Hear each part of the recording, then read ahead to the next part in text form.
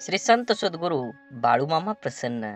नमस्कार श्रोते हो, आज आपण श्रवण करत आहात श्री संत सद्गुरू बाळूमामांची अमृतवाणी. हा संदेश तुमच्या मनात मामांबद्दल भाव आहे, श्रद्धा आहे, म्हणूनच तुम्ही उघडला आहे. मनापासून विश्वास ठेवा देवांवर, नक्कीच तुमच्या जीवनामध्ये सुख, समृद्धी आणि आनंद येणार आहे.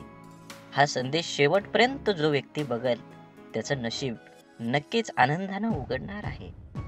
बाळूमामा म्हणतात, जोपर्यंत माणूस कुठलं स्वप्न पाहत नाही आणि ते प्रत्यक्षात आणण्यासाठी अथक परिश्रम घेत नाही, तोपर्यंत यश मिळवणं ही कठीण गोष्टच असते. कधी कधी शेकडो प्रयत्न करूनही यश मिळत नाही, म्हणून हिंमत हारणारे लाखो आहेत. पण जेव्हा 10,000 वेळा प्रयत्न केल्यावर यशस्वी झालेल्या एडिसनची कहाणी त्यांना कळेल, तेव्हाच त्यांना यशाची किती संघर्ष करावा लागतो हे कळेल. या जगात तर भीक सुद्धा फुकट मिळत नाही, ती सुद्धा कष्टाने मागावी लागते. मग आपलं स्वप्न देव कशाला फुकट पूर्ण करेल? कष्टाला, मेहनतीला पर्याय कसा काय असू शकतो? देव जरी पृथ्वीवर आला तरी त्यालाही त्याच्या स्वप्नांसाठी लढावंच लागेल. मग आपली काय लायकी? तेव्हा आपल्यालाही लढावंच लागेल. यशासाठी कष्ट, मेहनतीला कोणताही पर्याय नाही. कोणत्याही यशासाठी मनामध्ये ध्येय गाठण्याच्या महत्वाकांक्षेची ज्योत पेटवावीच लागते. उत्कृष्ट दर्जाचे काम मिळवण्यासाठी उच्च विचारांची आणि भरपूर मेहनतीची, कष्टाची गरज असतेच. तसेच प्रत्येक वेळी आपल्या हाती यश येईलच असं नसतं, पण अपयश आल्याने खचून न जाता पुन्हा त्या चिकाटीनं उभं राहून प्रयत्न करावेच लागतात. अपयश ज्या गोष्टींमुळे आलं त्या गोष्टी टाळाव्याच लागतात आणि सकारात्मक विचारांनी त्या दिशेकडे वाटचाल करावीच लागते. मग नक्कीच तुम्ही तुमचं ध्येय गाठू शकता. असेच बाळूमामांचे संदेश आपल्यापर्यंत पोहोचण्यासाठी पहिल्यांदा व्हिडिओला लाईक करा. चॅनलवर नवीन असाल तर चॅनलला सबस्क्राईब करून शेजारील बेल आयकॉन नक्की प्रेस करा, जेणेकरून येणारे असेच नवनवीन व्हिडिओ आपल्यापर्यंत पहिल्यांदा पोहोचतील. आणि बाळूमामांच्या नावाचा जयघोष करा कमेंटमध्ये. बाळूमामा म्हणतात, आयुष्यात आनंदी क्षणासाठी पैशाने कमवलेल्या वस्तूपेक्षा स्वभावाने कमवलेली माणसं जास्त सुख देतात. स्वभाव पेढ्यासारखा पाहिजे, जो राजवाड्यात जेवढी चव देतो तेवढीच चव झोपडीत पण देतो. ज्याची सुरुवात इमानदारी, जो कष्ट आणि शून्यापासून होते, त्यांना हारण्याची, घाबरण्याची, ओळख निर्माण करण्याची गरज नाही, भीती नसते. त्या सर्व गोष्टी आपोआप मिळतात. आपल्याला किती लोक ओळखतात याला महत्त्व नाही, तर ते आपल्याला का ओळखतात याला महत्त्व आहे. नसलेल्या गोष्टींपेक्षा असलेल्या गोष्टींचा आनंद घ्या, कारण पूर्ण चंद्रापेक्षा अर्धचंद्र हा अधिक सुंदर असतो. न रुचणाऱ्या गोष्टी सोडून द्यायला शिका, कारण घेतलेला श्वास सोडल्याशिवाय पुढला श्वास घेता येत नाही. मनाच्या दरवाजातून संशयात प्रवेश करतो, त्याच वेळी त्या दरवाजातून प्रेम आणि विश्वास दोघेही बाहेर पडतात. माणूस वाईट नसतोच, माणसावर येणारी परिस्थिती वाईट असते. चांगल्या कर्मानं ती बदलता येते. वाईट परिस्थितीत साथ देणारी माणसं नात्याची असावेत वा नसावेत, ती खरी आपली माणसं असतात. जीवनात वादळ येणं देखील आवश्यक आहे, तेव्हाच तर कळतं हात सोडून पळतो तर कोण हात धरून चालतो. जेव्हा तुम्ही मनावर विजय मिळवता तेव्हा कोणतीही विषय तुमची नजर आणि मार्ग विचलित करू शकत नाही. आपल्याकडे जगाला देण्यासाठी काहीच नाही असं वाटत असेल तर चेहऱ्यावर एक छानसं स्माईल द्या. हे छोटंसं हास्य इतर कोणत्याही वस्तूपेक्षा खूपच मौल्यवान आहे. मन आणि छत्रीत एक साम्य आहे. जेव्हा त्या उघडलेल्या असतात तेव्हा त्या उपयोगीच्या होतात, नाहीतर एरवी ओझंच वाढवतात.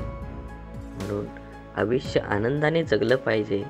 आयुष्यामध्ये अथक परिश्रम करून आपलं ध्येय गाठलं पाहिजे.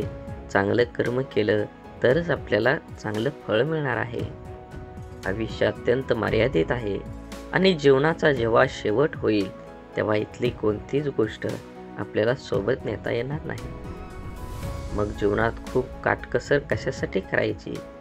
आवश्यक तो खर्च केलाच पाहिजे. ज्या गोष्टीतून आपणास आनंद मिळतो त्या गोष्टी केल्याच पाहिजेत. आपण गेल्यानंतर पुढं काय होणार याची मुळीच चिंता करू नका.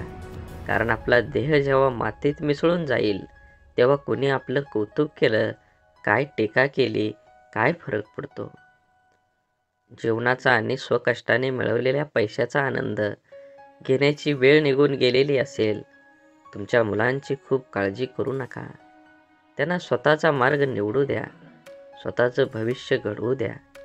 त्यांच्या इच्छा, आकांक्षा आणि स्वप्नांचे तुम्ही गुलाम होऊ नका. मुलांवर प्रेम करा, त्यांची काळजी घ्या, त्यांना भेटवस्तू द्या. मात्र काही खर्च स्वतःवर, स्वतःच्या आवडीनिवडीवर नक्कीच करा. जन्मापासून मृत्यूपर्यंत नुसतं राबणं म्हणजे आयुष्य नाही, हे देखील लक्षात ठेवा. तुम्ही 50शीत आहात. आरोग्याची हेळसांड करून पैसे कमवण्याचे दिवस आता संपलेले आहेत. पुढील काळात पैसे मोजून सुद्धा चांगलं आरोग्य मिळणार नाही. या वयात प्रत्येकापुढे 2 महत्त्वाचे प्रश्न असतात. पैसा कमवणं कधी थांबवायचं आणि किती पैसा आपल्याला पुरेल? तुमच्याकडे शेकडो, हजारो एकर सुपीक शेतजमीन असली तरी तुम्हाला दररोज किती अन्नधान्य लागतं? तुमच्याकडे अनेक घरं असतील पण रात्री झोपण्यासाठी एक खोली पुरेशी असते. एक दिवस आनंदाशिवाय गेला तर आयुष्याला एक दिवस तुम्ही गमावला आहात. एक दिवस आनंदात गेला तर आयुष्यातला एक दिवस तुम्ही कमवला आहात. हे लक्षात असू द्या. आणखी एक गोष्ट, तुमचा स्वभाव खेळकर, उमदा असेल तर तुम्ही आजारातून लवकर बरे व्हाल आणि तुम्ही कायम प्रफुल्लित असाल तर तुम्ही आजारी पडणार नाहीत. सगळ्यात महत्त्वाचं म्हणजे आजूबाजूला जे उत्तमने उदात्त आहे त्याकडे पहा, त्याची जपणूक करा. आणि हो, तुमच्या मित्रांना कधीही विसरू नका, त्यांनाही जपा. हे जर तुम्हाला जमलं तर तुम्ही मनाने कायम तरुण राहाल आणि इतरांनाही हवेसे वाटाल. मित्र नसतील तर तुम्ही नक्कीच एकटे आणि एकाकी पडाल. त्यासाठी दररोज व्हॉट्सअपच्या माध्यमातून संपर्कात राहा. हसानी हसवत राहा आणि मुक्त दाद द्या. म्हणूनच म्हणतो, आयुष्य खूप कमी आहे, ते आनंदाने जगा. प्रेम मधुर आहे, त्याची चव चाखा. क्रोध घातक आहे, त्याला गाडून टाका. संकटे ही क्षणभंगूर आहेत, त्यांचा सामना करा. डोंगराआड गेलेला सूर्य परत दिसू शकतो पण माथ्याआड गेलेला जिवलग परत कधीच दिसत नाही. नाती जपा, एकमेकांना आदर प्रेम द्या, नाहीतर आयुष्य हे क्षणभंगूर आहे, कधी संपेल कळणारही नाही. म्हणून नेहमी आनंदी राहा, आनंदी द्या आणि सर्वांना आनंदाने जगण्याचा प्रयत्न करा.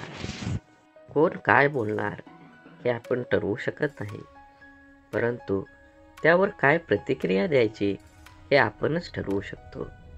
ज्या गोष्टी प्रत्यक्षपणे समोरच्या व्यक्तीला बोलता येत नाही त्या गोष्टी टोमणे मारून ऐकवण्याची सवय काही लोकांना असते. काही लोकांना मजाकमध्ये मनातलं बोलून घेण्याची सवय असते. समोरच्या व्यक्तीला जर राग आला तर मी मजाक केली असं बोलून विषय संपवायचा. एखाद्या व्यक्तीस लज्जित करण्यासाठी, दुःखी करण्यासाठी अनेकदा टोमणे आणि मजाक यांचा वापर केला जातो. सरळ बोलण्यापेक्षा एखाद्याला आडवं बोलणं, शब्दांचा टोला मारून अप्रत्यक्षपणे खिल्ली उडवणं, चेष्टा मजाक करणं यामध्ये काही लोकांना खूप आनंद मिळतो. आपण काय बोलतो यावरून आपली पात्रता ठरते, कोणाबद्दल बोलतो याची नाही. कधी कधी टोमणं हे चांगल्या हेतूने पण असतात, परंतु बोलण्याचा हेतू वेगळा आणि ऐकणाऱ्यांचा वेगळा झाला की गैरसमज होतात. त्यामुळे त्याचा परिणाम होतो. एखाद्याची एखादी गोष्ट पटत नसेल तर प्रत्यक्ष बोलावे, तेही आपल्याला तेवढा अधिकार असेल तर. एकच नियम सगळ्यांना लागू होत आहे. आपण जितकं आपल्या शरीराविषयी जागरूक असतो तितकंच आपल्या मनाविषयी नसतो. त्यामुळं जेव्हा अनपेक्षित परिस्थिती आपल्या समोर येते तेव्हा आपला गोंधळ उडतो. आपल्यासाठी काय योग्य काय अयोग्य आहे हे आपल्याला पटकन ठरवता येत नाही. आपल्या शरीरात ज्याप्रमाणे बदल होतात त्याचप्रमाणे आपलं मन सुद्धा बदलत असतं. शरीरातील बदल अदृश्य रूपात असल्यामुळे आपल्यावर लवकर लक्षात येतात, तर मनातील बदल अदृश्य असल्या कारणाने त्याच्याकडे आपण हवं तितकं लक्ष देत नाही. हेच कारण आहे जेव्हा अनपेक्षित परिस्थिती समोर येते तेव्हा आपली मानसिक स्थिती बिघडते. वेळ लागल्यावरच मनाची आठवण होते, तोपर्यंत शरीराच्या एका कोपऱ्यात आपण त्याला बंद करून ठेवतो. प्रत्येक व्यक्तीचं आयुष्य दुःख, संकट, पराभव, अपमान आणि वेदनेत भरलेलं असतं. परंतु ज्याने आपल्या मनाला समजून घेतलं त्या व्यक्तीचं जीवन अपयश, अपमान, दुःखाने भरलेलं असूनही त्यांना आनंदी, शांत जीवन जगता येतं. आपल्या संपूर्ण जीवनावर जी गोष्ट हुकूमत गाजवते ती म्हणजे मन.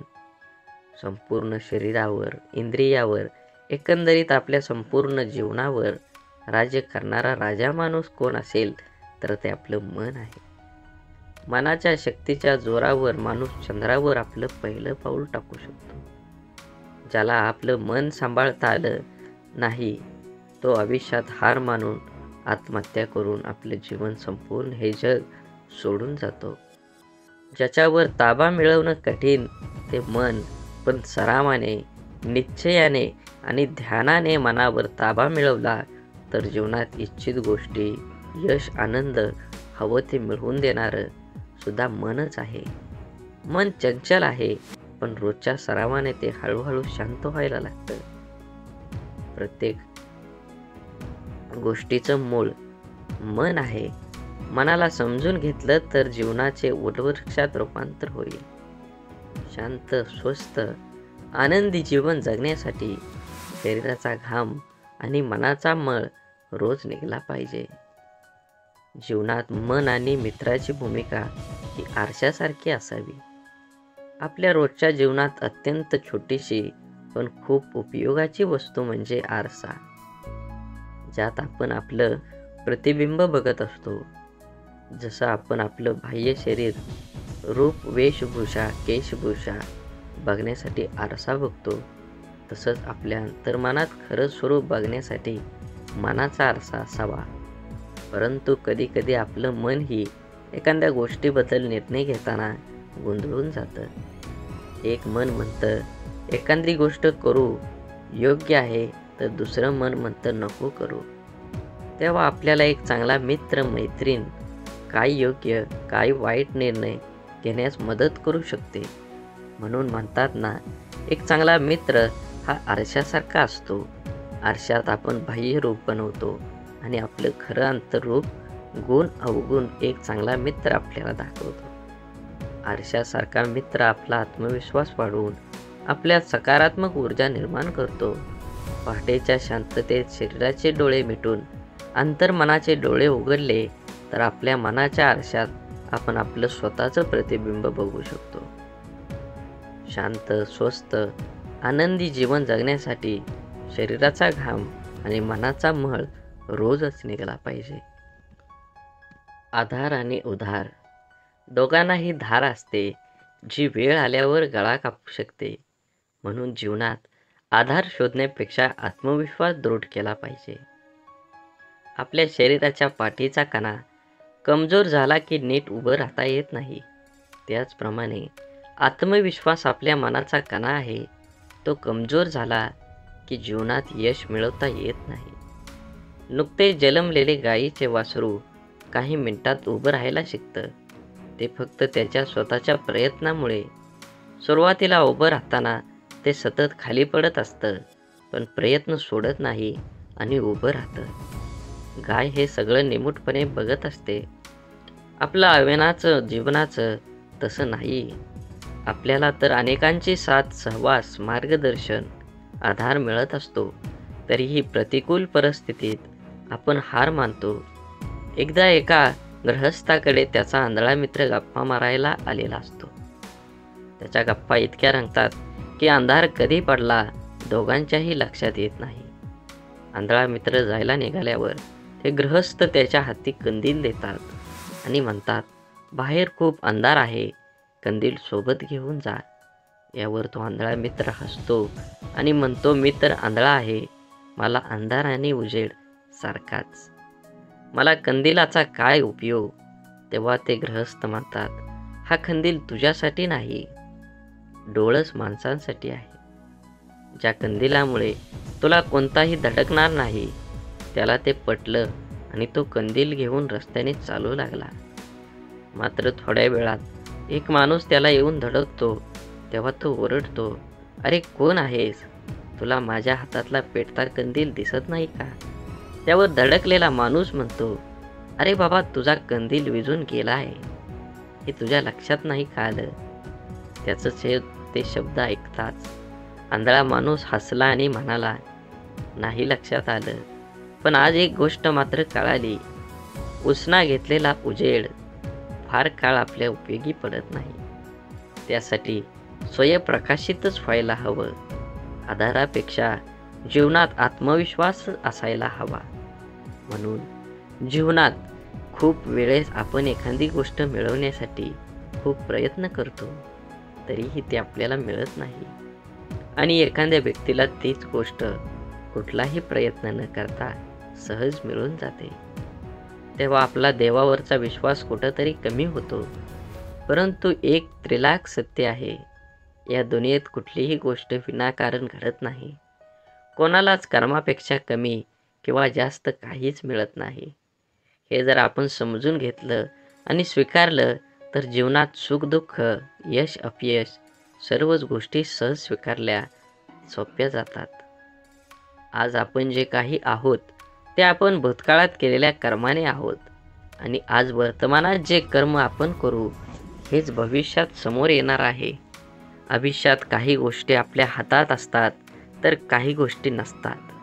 ज्या गोष्टी आपल्या हातात नाहीत त्याबद्दल आपण काहीच करू शकत नाही.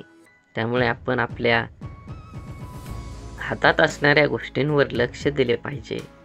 नकारात्मक विचारांना आपल्यामध्ये येण्याची परवानगी देण्यापेक्षा शक्य असेल तेवढं त्यांच्याकडे दुर्लक्ष करणं हेच योग्य आहे. आयुष्य सोपंच आहे, आपण खूप अवघड पद्धतीने जगतो. आपल्या जीवनात जे आवडतं, जे हवं असतं ते मिळालं नाही की आपल्याला जगणं निरर्थक वाटतं आणि आयुष्य कठीण आहे असं वाटायला लागतं. आपल्याला जीवनात जे पाहिजे ते सर्व काही मिळू शकतं. त्यासाठी अट एकच असते, हवी ती गोष्ट मिळवण्यासाठी आपली स्वतःची तेवढी पात्रता असावी लागते. जीवनात फुकट काहीच मिळत नाही. हे हवं असतं याच्या मोबदल्यात त्याची योग्य किंमतच द्यावी लागते. आपली जेवढी योग्यता, पात्रता असते तेवढीच गोष्ट आपल्याला मिळते. नशिबाने काही वेळेस कोणतीही कष्ट न करता आपल्याला जीवनात चांगल्या गोष्टी मिळतातही. पण आपण जर स्वतःला त्या लायक बनवू शकलो नाही तर त्या गोष्टी आपल्या जीवनात राहत नाहीत. चांगलं वागण्याच्या, चांगलं दाखवण्याच्या मुखवटा जास्त काळ धारण करता येत नाही. आपण जसे आहोत तसे जगात दाखवत नाही, म्हणून आपल्याला जगताना अनेक अडचणी येतात आणि आयुष्य कठीण असं वाटायला लागतं. आपल्या वागण्या बोलण्यात सहजता असली की आयुष्यात चांगल्या गोष्टी मिळतात आणि जगणं सहज सुंदर होतं. आयुष्य सोपं आहे, फक्त जगण्याचे नियम जाणून घेतले पाहिजेत. समोरच्या व्यक्तीला समजून घेण्याचा सामर्थ्य आपल्यामध्ये असेल तर कोणीच आपल्यासोबत कधीच खोटं बोलणार नाही. एखादी व्यक्ती जेव्हा आपल्यासोबत खोटं बोलते तेव्हा चूक कोणाची कधी विचार केलाय? ती व्यक्ती आपल्यासोबत का खोटं बोलते याचा विचार आपण कधी करतो का? नातं कोणतंही असो, मैत्रीचं, प्रेमाचं वा रक्ताचं, जर कोणी आपल्यासोबत खोटं बोलत असेल तर याचा अर्थ आपण सत्य स्वीकारण्या इतकं सामर्थ्य नाही. त्या व्यक्तीला आपल्याला दुखवायचं किंवा गमवायचं नसतं, म्हणून ती व्यक्ती आपल्यासोबत आपल्या मनासारखं वागत असते. आपल्याला जे आवडत तेच करणं किंवा वेगळं काही केलं तर खोटं बोलून लपवणं, या आणि अशा अनेक गोष्टी ते व्यक्ती आपल्यासाठी करत असते. एक व्यक्ती किती जणांच्या मनासारखं वागू शकते? ज्या दिवशी आपण समोरची व्यक्ती जशी आहे तशी स्वीकारू, तिच्यावर आपल्या अपेक्षेचं ओझं लादणार नाही, त्या दिवशीपासून ते व्यक्ती आपल्यासोबत कधीच खोटं बोलणार नाही. एखादी गोष्ट चुकली असेल तर आपल्याला चूक आणि बरोबर काय यातला फरक प्रेमाने समजून घेऊन त्या व्यक्तीला निदर्शनात आणून दिला पाहिजे. ह्यानं होतं काय तर गैरसमज दूर होतील. आपण सोप्या गोष्टी अवघड पद्धतीनं करतो, म्हणून सोपं असलेलं आयुष्य आपल्याला कठीण वाटतं. जास्त प्रयत्न जास्त परिणाम हे समीकरण आपण डोक्यात पक्कं करून ठेवलेलं आहे. पण एखादं ठराविक काम गोष्ट करण्याची आपली क्षमता किती आहे याचा आपण विचार करत नाही. एखादी गोष्ट मिळवण्यासाठी पूर्ण करण्यासाठी आपण झपाट्याने कामाला लागतो आणि थोड्याच दिवसात ती सोडून देऊन तोंडावर पडतो. असं का होतं हेही आपल्याला कळत असतं, कळतंय पण वळत नाही, अशी आपली अवस्था असते. आपण व्यायामाला सुरुवात केली की 3-4 दिवसच स्वतःला आरशात पाहतो आणि आपल्याला लगेच काहीही फरक जाणवत नाही. काही दिवसात कोणतंही सकारात्मक बदल न दिसल्याने आपल्याला उत्साह कमी होतो आणि व्यायाम न करण्याचा विचार मनात डोकावतो. आपण कमी वेळेत जास्त प्रयत्न करून जास्त मिळवण्याचा प्रयत्न करतो. यात आपली शारीरिक आणि मानसिक शक्ती दोन्हीही लवकर संपतात, कारण आवश्यक तेवढी आपली क्षमता विकसित झालेली नसते. शक्ती संपली की उत्साह कमी होऊन आपल्याला व्यायाम करण्याचा कंटाळा येतो आणि आपण व्यायाम करणं सोडून देतो. इच्छित सकारात्मक परिणामांसाठी कमी वेळेत जास्त प्रयत्न करण्यापेक्षा कमी पण सातत्यपूर्ण प्रयत्नांची गरज असते.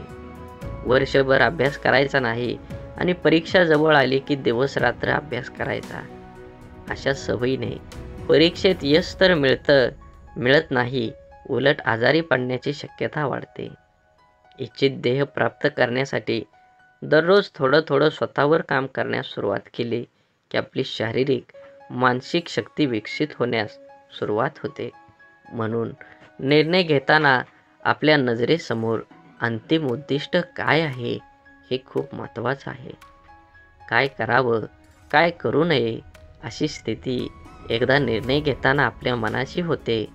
खूप वेळा मनाचा निर्णय झालेला असतो, फक्त तो प्रत्यक्ष कृतीत आणण्यासाठी क्षमता तेवढी आपल्यात नसते.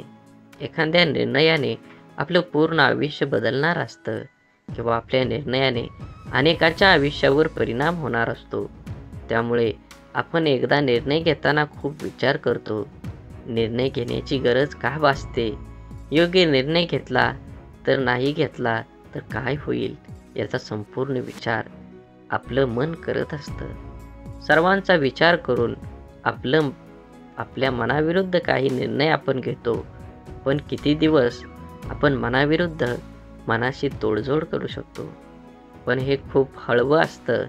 त्यापेक्षा कितीतरी पटीने ते जास्त प्रचंड तुफान वादळ असतं. त्याला पर्याय चालत नाही. एखाद्या निर्णयाने तात्पुरता तणाव निर्माण होऊ शकतो, परंतु सदैव मनात घालमेल ठेवून आपण जगू शकत नाही. निर्णय घेता न येणं यासारखी दुसरी घातक गोष्ट कुठलीच नाहीये. आपण कमी वेळेत जास्तीत जास्त मिळण्याचा प्रयत्न करतो, तोडकं मोडकं प्रयत्न करतो आणि अपेक्षा मात्र खूप ठेवतो. परंतु आयुष्यात दीर्घकाळ टिकणारा आनंद देणाऱ्या गोष्टी मिळवण्यासाठी आपल्याला प्रयत्नांत सातत्य असावं लागतं. आपल्या देहाचं वाटेत अनेक गज खोळगे येतात. त्यांना पार करून आपल्याला देहापर्यंत पोचायचं असतं. देहाच्या वाटेवर चालताना येणारा प्रत्येक अडथळ्यामागे एक धडा आपल्याला शिकायला मिळतो आणि ही शिकवणच आपली शारीरिक मानसिक शक्ती विकसित करते. त्यामुळं पुढचं एक एक पाऊल टाकणं सोपं जातं. देहापर्यंत पोचण्याच्या प्रवासात येणारी संकट, अडचणी यांना आपण कसे हाताळतो यावर पुढचा मार्ग अवलंबून असतो.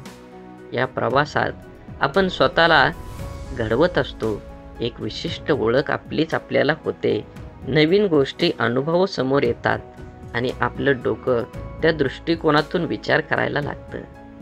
काय करावं, काय करू नये ही महत्त्वाची शिकवण आपल्याला मिळते. आपण ठरवलेल्या देहाच्या प्रवासात खरा आपला व्यक्तिमत्व विकास होतो. मनाला आत्मविश्वास निर्माण होतो. स्वतःला खरी ओळख होते. म्हणून जीवन एक अभ्यासक्रम आहे, परंतु यात सर्वांसाठी रोज नवीन आणि वेगळा पाठ असतो. मग आपण इतरांचाच बघून जगत राहिलो तर जीवनात पास होणार आहोत का? कितीही विचारी अभ्यासू व्यक्ती असली तरी कधी ना कधी कुठे ना कुठे चुका होतच असतात. जीवनात कोणीही परिपूर्ण नाही. ज्यांनी यश मिळवलं आहे त्याने फक्त परीक्षकासारखा न वागता सर्वांसोबत समंजसपणे वागणं इतरांचा द्वेष, रोष कमी होऊ शकतो. काही समस्या, अडचणी या सतत मसलीने सोडवता येतात. एखाद्या शब्दाचा, गोष्टीचा आपल्या परीनेच अर्थ लावून वादविवाद तर वाढवण्यापेक्षा संवाद साधण्याचा प्रयत्न केला तर समस्या कमी होऊ शकतात. जीवनात सुख दुःख, यश अपयश येतच राहणार. आपल्याला वागण्यात समतोल राखता येणं खूप महत्त्वाचं. माणूस प्रमाणापेक्षा जास्त अहंकारी होऊ नये म्हणून देव आपल्याला दुःख, अपयश देतो. माणसाच्या आशा, अपेक्षा, राग, अहंकार अपयशाने, दुःखाने नियंत्रित राहतात. काय चुकीचं आहे हे बघण्यापेक्षा कोण चुकीचं आहे बघण्यापेक्षा बरोबर काय होईल हे जास्त महत्त्वाचं आहे. बोला बोला बाळूमामांच्या नावानं चांग भलं.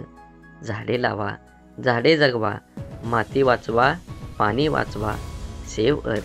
आणि मनात मामांबद्दल आणि देवाबद्दल भाव असेल तर नक्कीच चॅनलला सबस्क्राईब करून व्हिडिओला लाईक करा आणि कमेंटमध्ये बाळूमामा प्रसन्न लिहायला विसरू नका.